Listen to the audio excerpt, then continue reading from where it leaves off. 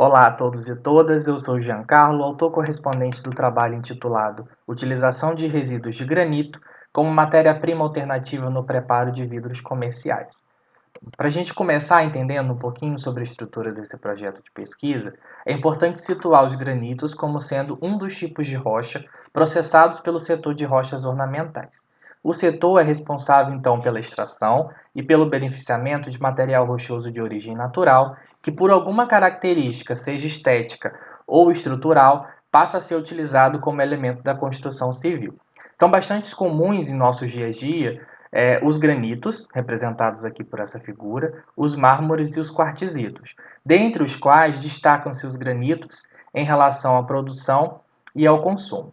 Tendo em vista esse perfil de produção e consumo, nosso trabalho tem como objetivo a utilização de resíduos de granito como matéria-prima alternativa para a produção de vidros comerciais do tipo sodocálcicos, que são os vidros que aparecem nas embalagens de bebida e nas janelas, os chamados vidros comerciais do tipo plano. Bom, a escolha dos granitos está relacionada às suas composições químicas, com alta concentração de silício, que é um óxido formador de rede, e alumínio, e presenças em quantidades adicionais de óxido de sódio, potássio e cálcio, que também são elementos utilizados na indústria vidreira, como óxidos modificadores de rede. Os vidros foram produzidos na proporção estequiométrica de 70% de granito, adicionados a 20% de carbonato de sódio e 10% de carbonato de cálcio.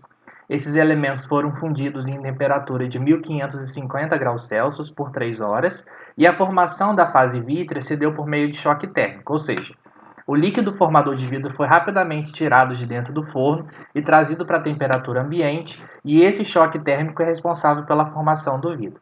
Bom, esse processo foi repetido por uma vez, né? Esse vidro foi triturado e retornou para o processo de fusão, visando melhor homogeneização dos constituintes do material. E após, né, essa etapa, ele foi recozido na temperatura de 500 graus Celsius por 6 horas, de modo a eliminar as tensões internas causadas, né, geradas durante o processo de vitrificação.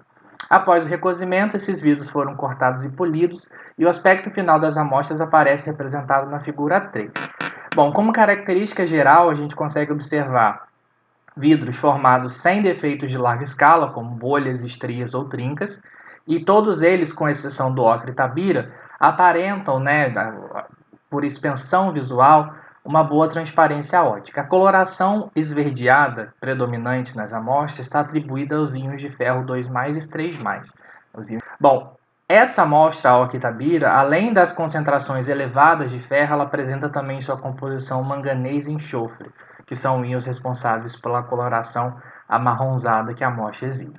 Em relação à densidade, as amostras se mostraram também dependentes da concentração de ferro. Para o grupo de amostras com menos de 1% de ferro, a densidade foi comparável com a densidade dos vidros comerciais. O erro percentual, a diferença percentual entre essas duas amostras foi da ordem de 1%. Agora, pensando nas características ópticas, também foi observada uma relação entre as propriedades ópticas e a concentração de ferro. Então, para aquele grupo de amostras com menos de 1% do óxido de ferro em sua composição, a gente consegue observar uma alta transparência na região do visível que se estende até o infravermelho próximo. Bom, essa transparência é reduzida significativamente quando a gente aumenta a concentração de ferro. Outra característica bastante importante que aparece em relação às propriedades ópticas dos vidros produzidos é quando a gente compara esse grupo de amostras com menos de 1% de ferro com os vidros comerciais do tipo plano. A gente consegue observar que, além de uma proximidade em termos de porcentagem de transmissão, esses espectros, né, são bastante semelhantes, o que sugere, então, a produção de materiais compatíveis do ponto de vista óptico com o material que a gente tem em escala comercial. Nesse sentido, com esse trabalho, nós acreditamos ter demonstrado a possibilidade exitosa da utilização dos resíduos de granito como matéria-prima alternativa na produção de vidros comerciais. Agradeço a atenção e me coloco à disposição para demais esclarecimentos.